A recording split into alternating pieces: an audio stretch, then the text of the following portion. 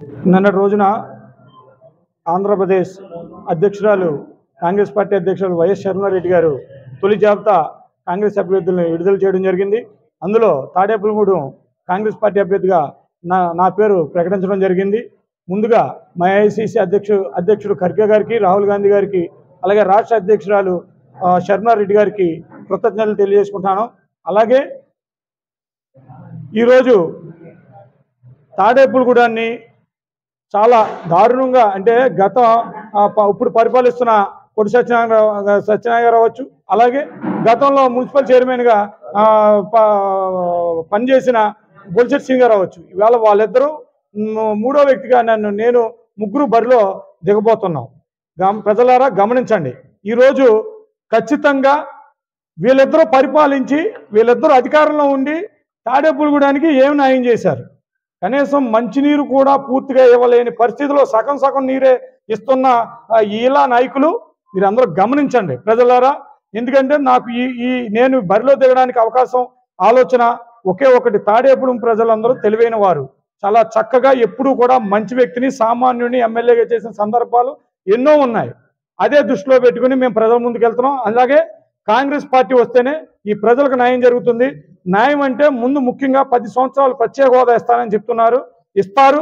అలాగే రాష్ట్రంలో 2,25,000 ఖాళీ ఉద్యోగాలు ఉన్న వాటిని పూర్తి చేయట్లేదు. నిరుద్యోగులకి 2,25,000 ఉద్యోగాలు తొలి సంతకంతోనే కాంగ్రెస్ పార్టీ ఇస్తానని చెబుతుంది. అలాగే రైతులకు 2 లక్షలు రుణమాఫీ చేస్తానని చెబుతుంది. విద్యార్థులు పిల్లలకి కేజీ నుంచి పీజీ వరకు ఉచిత విద్య కాంగ్రెస్ పార్టీ ఇస్తానని చెబుతుంది. ప్రతి పేద మహిళకి, వైట్ కార్డు ఉన్న మహిళలకి నెలకి 8,333 చొప్పున సంవత్సరానికి ₹1,00,000 అకౌంట్లో వేస్తానని చెబుతుంది. కనుక గమనించండి ప్రజలారా, కాంగ్రెస్ వస్తేనే అధిక ధరలు ఉన్న భారాన్ని తగ్గుతుంది. ప్రత్యేక హోదా వస్తే అన్నీ తగ్గుతాయి. మీరు ప్రత్యేక హోదా విలువ తెలియక, వీళ్ళు తేలేక, చేతకాని దద్దమ్మలో ఈ జగన్మోహన్ రెడ్డి, చంద్రబాబు నాయుడు చేతకాని దద్దమ్మలో తేలేక ప్రత్యేక హోదా పేరు ఎత్తడం మానేశారు. ఎందుకంటే ఇలా వల్ల అవ్వదు కాబట్టి మోడీ దగ్గర ఇలా భయపడి ఇద్దరికి కేసులు ఉన్నాయి. మొన్న చంద్రబాబు నాయుడు గారు కూడా అందుకే కేసులు ఇరికించారో ఉందో అది కోర్టు తెలుస్తుంది.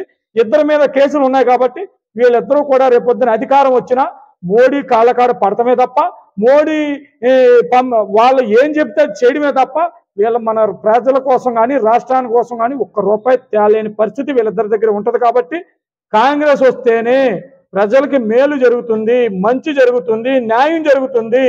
సామాన్యుడు బతకాలన్నా, పేదవాడు బతకాలన్నా కాంగ్రెస్ పార్టీ ఒక్కటే ఇప్పుడు అత్యంత అవసరం ప్రజలకి. కాబట్టి పక్క రాష్ట్రాలు గమనించండి, కర్ణాటక, ఇవాళ తెలంగాణ ఆ కాంగ్రెస్ ప్రభుత్వం వచ్చింది, వాళ్ళు ఎంత సుభిక్షంగా ఉన్నారు.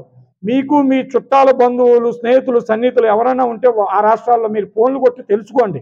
మీ అమ్మాయి ఉన్నా, మీ అల్లుడు ఉన్నా, మీ కోడలు ఉన్నా, వీళ్ళని కూడా కనుక్కోండి. అక్కడ ఎంత ఆనందంగా హాయిగా ఉందో అదే పరిస్థితి ఇక్కడ కూడా వస్తుంది. ఎందుకంటే అక్కడ కూడా కేసీఆర్ను కొట్టలేరు, అక్కడ కాంగ్రెస్ రాదు అనే వ్యక్తి పూర్తిగా చెప్పేవారు. కానీ ప్రజల మార్పు వచ్చింది. ప్రజల మార్పు వస్తే ఎటువంటి నాయకుడైనా, రాజు అయినా పడవలసిందే. అలా ఇప్పుడు ఈ అధికార మతంతో ఉన్న వీళ్ళు రేపొద్దున అధికారం వస్తే మేము మళ్ళీ దోసేద్దాం, ఈ జగన్ నాకు చూపించాడు దారులు ఎక్కడెక్కడ సంపాదించాలో అలా దోసేద్దామని చంద్రబాబు నాయుడిని మీరు పక్కకు తోయకపోతే, ఎందుకంటే ఇదే కూటమి 2014లో తాడేపల్లిగూడెంలో ఇదే కూటమి మీరు గెలిపించారు. ఏం చేశారు? చంద్రబాబు నాయుడు గారు, తెలుగుదేశం, బీజేపీ, ఆ రోజు జనసేన కలిసే కదా ఆవేళ బీజేపీ అభ్యర్థి ఎమ్మెల్యే మీరు గెలిపించారు, తెలుగుదేశం అభ్యర్థిని ఇక్కడ ఎమ్మెల్యేగా మున్సిపల్ చైర్మన్గా గెలిపించారు. అలాగే చంద్రబాబు నాయుడు గారిని ముఖ్యమంత్రి చేసేలాగా మీ అందరూ ఓట్లు వేశారు. రాష్ట్రం అంతా ఏం చేశారండి? ఈ తాడేపల్లిగూడెం విషయంకి వస్తే వీళ్ళిద్దరూ సంవత్సరం కూడా కలిసేమో ఓట్లు వేయండి, మేమిద్దరం కలిసి చేస్తామని చెప్పి తిరిగి బొలిశెట్టి సీను, మాణిక్యాలరావు వీడు గెలవగానే ఈయన కాళ్ళు ఎగరేసి ఆయన కాళ్ళు ఎగరేసి ఆయన నువ్వెంత నీ తారది ఎత్తానా దమ్ము ఎంత అని చెప్పుకుని బూతులు తిట్టుకుని తాడేపల్లి మున్సిపాలిటీని ఎక్కడా తాడేపల్లి నియోజకవర్గాన్ని ఆయన డెవలప్ చేయలేదు, తాడేపల్లి మున్సిపాలిటీని ఈయన డెవలప్ చేయలేదు. టీవీ సిటీ న్యూస్ కానీ, వార్తలు కానీ, పేపర్ కానీ చూస్తే మంత్రిని తిట్టింది బొలిశెట్టి సీని తిట్టింది మంత్రి.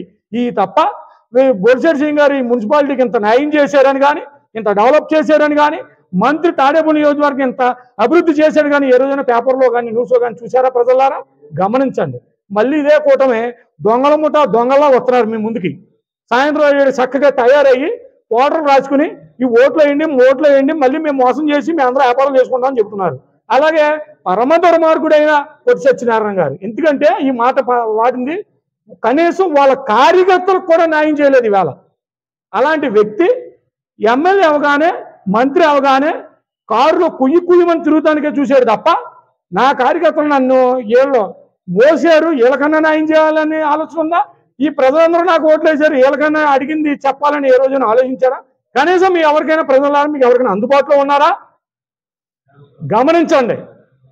దేవాదాయ శాఖ మంత్రికి రోజు ఇన్ని దర్శనాలకి వాళ్ళకి అవకాశాలు ఉంటాయి. ఇలా లెటర్ రాస్తే అక్కడ దర్శనాలు ఇచ్చే ఫ్రీ దర్శనాలు 300 టికెట్లు శపథం 300 టికెట్లు లైన్లో వెళ్ళేది తప్ప అసలైన బ్రేక్ దర్శనం కానీ విఐపి దర్శనాలు కానీ ఇవన్నీ అమ్ముకోలేదా సార్ మీరు? ఇది ప్రజలకు మీరు ఏ విధంగా సమాధానం చెప్తారు? కనీసం ఒక రోడ్డు వేసారా? డిప్యూటీ సీఎంగా ఉన్నాను, అయ్యాను, నేను ఎప్పుడూ ఎమ్మెల్యేగానే అవ్వాల్సిన వ్యక్తిని మంత్రి అవ్వాలని కోరుకున్నాను, మంత్రి అయిపోయిన డిప్యూటీ సీఎం అయిపోయాను. నా తాడేపల్లిగూడెం జనాలకి అభివృద్ధి చేయాలని కానీ ఆలోచనలో కనీసం రోడ్లు కూడా వేయలేకపోయినా సిగ్గుపడతలేదా మీరు ఏ రోజు? కొట్టి సత్యనారాయణ గారు మళ్ళీ ఏ విధంగా ప్రజల్లోకి వెళ్ళి ఇలా నిలబడి నాకు ఓట్లు వేయండి అని అడుగుతున్నారు మీరు? గమనించిన ప్రజలారా, మిమ్మల్ని మళ్ళీ వీళ్ళిద్దరూ కూడా రెండు ముళ్ళ కంపులే. మీరు మొన్నటిదాకా కొట్టి సత్యం గారు దుర్మార్గంగా ఉందని ఈ కంప తీసుకుని మళ్ళీ ఆ కంప పెట్టుకుని అది ముళ్ళ కంపే. దయచేసి గమనించి సౌమ్యుడిని నాలాంటి అభ్యర్థిని ఎందుకంటే పిలిస్తే పలుకుతా. నా బాధ్యత అనగానే మీ ఇంటికి వచ్చి నేను పనిచేస్తా. ఎందుకంటే సామాన్యుడిని, కింద నుంచి వచ్చిన వాడిని, మధ్యతరగతి కుటుంబం వాడిని, నాకు అందరి సాధన బాధలు తెలుసు. పిలిస్తే పలిసే వ్యక్తిని మా తమ్ముడు అంటే నేను కొండంత నేను అన్నయ్య తమ్ముడు అంటే చాలు ఉబ్బిపోతాను. ఉబ్బిపోయి మీ అందరికీ పని చేస్తాను. కాబట్టి నన్ను ఆదరించమని ప్రజలను కోరుకుంటున్నాను. జై కాంగ్రెస్.